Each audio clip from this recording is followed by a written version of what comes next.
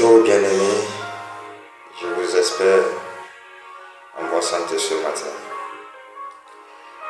Et c'est moi, le frère John. Je suis votre frère en Christ. Et aujourd'hui, je voulais vous partager une parole venant de notre Père.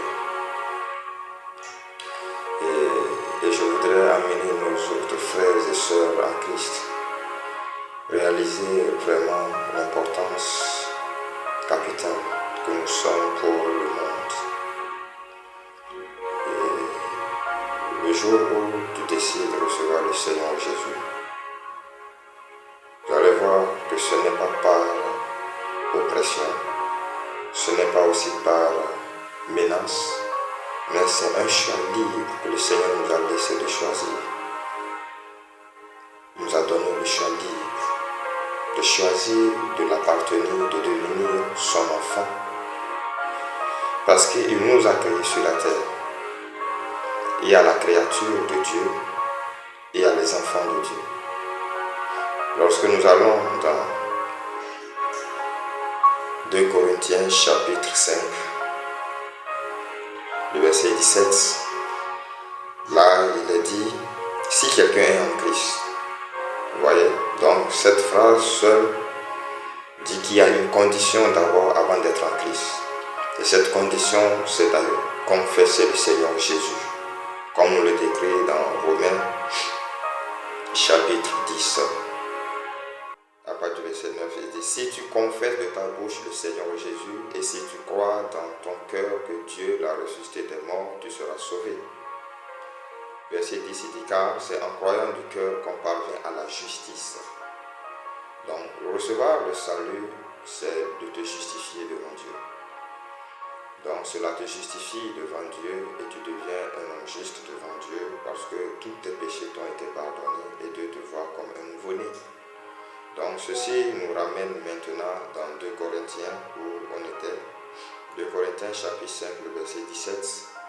Où il est dit, si quelqu'un est en Christ, il est une nouvelle créature, les choses anciennes sont passées, voici toutes choses sont devenues nouvelles. Je voulais attirer l'attention de nos frères et sœurs en Christ sur ces propos. Et vous voyez, il y a une chose que vous devez savoir, et la seule chose que nous devons savoir, nous tous chrétiens que nous sommes partout dans le monde entier, c'est que le jour où tu acceptes de recevoir le Seigneur Jésus-Christ de Nazareth, cet homme qui a souffert pour nous, qui est mort sur la croix pour nous, il y a une chose que je sais, tu t'es engagé dans une responsabilité. Un chrétien est un responsable. Le premier thème que je voudrais que nous retenons ce matin, c'est la responsabilité. Lorsque tu reçois le Seigneur Jésus, tu as été mandaté d'une responsabilité. Maintenant, regardons, c'est quoi cette responsabilité? Retournons, allons-y dans Matthieu, le dernier chapitre, le chapitre 28. Nous allons commencer la lecture à partir du verset 18. Là, Jésus-Christ s'étant approché, leur parlait ainsi, « Tout pouvoir m'a été donné dans le ciel et sur la terre. Allez, faites de toutes les nations des disciples, les baptisant au nom du Père, du Fils et du Saint-Esprit, et enseignez-leur à observer tout ce que je vous ai prescrit. Et voici, je suis avec vous tous les jours jusqu'à la fin du monde. » Alléluia. Et pourquoi je dis ici, nous avons une responsabilité? Parce que tout ce que nous venons de lire, c'est une responsabilité que Dieu nous a assignée. Nous devons aller partout où nous devons prêcher l'évangile. Oui, nous devons prêcher l'évangile à travers nos bouches. Nous devons sortir des paroles de la bonne nouvelle à travers nos bouches, afin de pouvoir amener d'autres à pouvoir suivre le pas que nous avons suivi. Parce que si aujourd'hui nous avons donné notre vie à Christ, c'est parce que quelqu'un nous a prêché. Et cela a créé une foi en nous. Et cela nous a amené à choisir librement de donner notre vie à Christ. Donc nous devons aussi faire la même chose aux autres.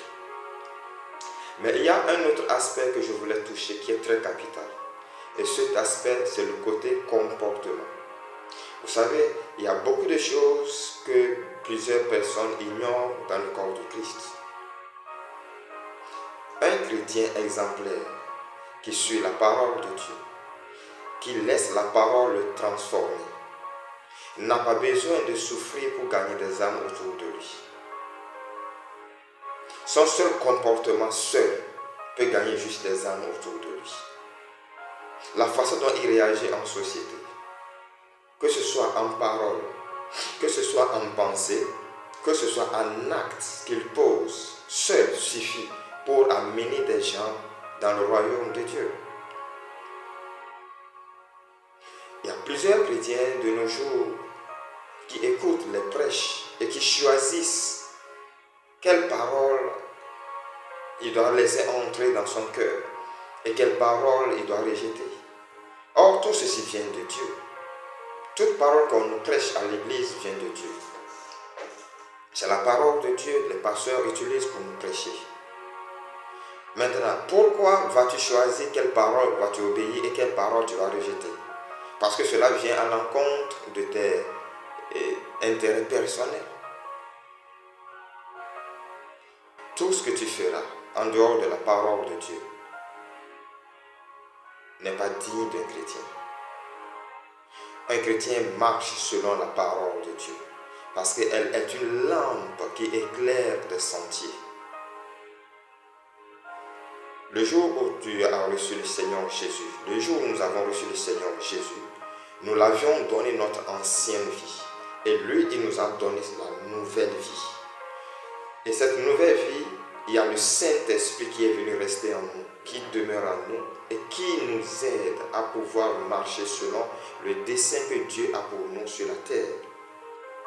Faisant de nous les enfants de Dieu et non toujours sa créature. Nous sommes différents de ceux qui vivent dans le monde. Nous sommes différents du lot où le Seigneur nous a tirés. Nous sommes tellement différents. Nous sommes spéciaux. Nous sommes une race élue, un sacerdoce royal, un peuple acquis.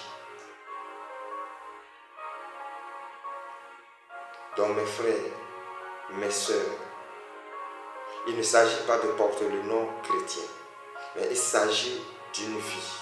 Il s'agit de vivre le christianisme. Il s'agit de faire mourir quelque chose.